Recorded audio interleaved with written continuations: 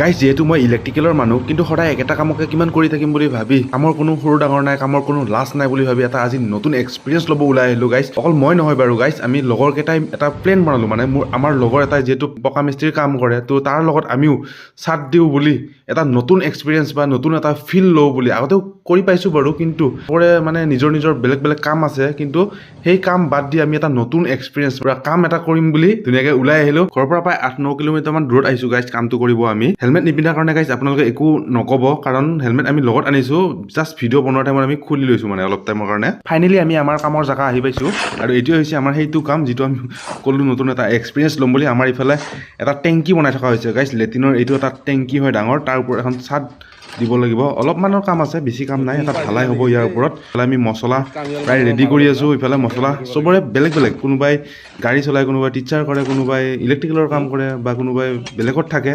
তো কিন্তু একেলগে মিলি মানে আজি এটা নতুন এক্সপিৰিয়েঞ্চ এটা নতুন ফিল চাওক গাইজ কৰি নাথাকোঁ যদিও এইবিলাক কাম আমি কিন্তু পূৰা জানো গাইজ আমি যিহেতু গাঁৱৰ মানুহ চব কামেই জানো মানে চব কামৰ এক্সপিৰিয়েঞ্চ আছে যদিও কৰি থকা নাযায় আৰু চব কামৰ এক্সপিৰিয়েঞ্চ মানে এবাৰ লোৱাটো ভাল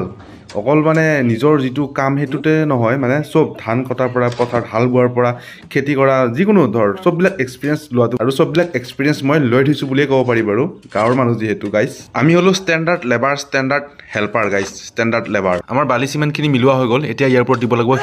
শিল দি কেনে পানী চানী দি একদম জালিখন বান্ধিব অলপ বাকী আছিল বান্ধা প্ৰায় ৰেডি হৈ গৈছে এতিয়া আমি মছলাত মিলাই ফটাফট দিব লাগে আৰু ঢালিব লাগে আৰু গাইজ শিল আনি আছোঁ গাইজ এতিয়া শিল দি আছোঁ ইয়াতে মছলাখিনিত শিল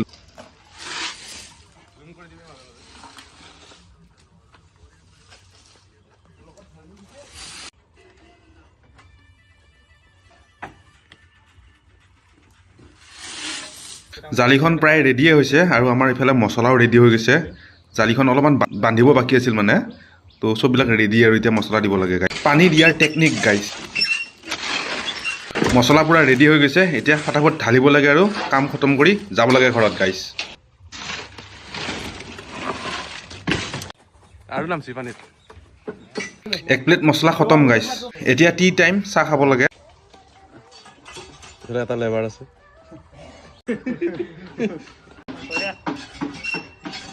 আৰু এবাৰ মছলা ৰেডি কৰা হৈছে আমাৰ মিস্ত্ৰীয়ে আম খাই আছে গাইজ আমৰ মজা লৈ আছে কাম কৰি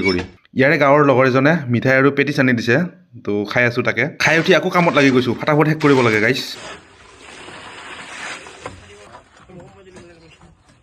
ফাইনেলি আমাৰ কাম খতম গাইজ এতিয়া আমি ঘৰা ঘৰি হ'ব লাগে ধুনীয়াকৈ কাম বন ফিনিছ কৰি এতিয়া আমি ধুনীয়াকৈ ভৰি হাত ধুই পূৰা টিপ টপ কোনে ক'ব আমি যে লেবাৰ কৰি আহিছোঁ কোনে ক'ব আমি যে মিস্ত্ৰীৰ কাম কৰিলোঁ অলপ আগত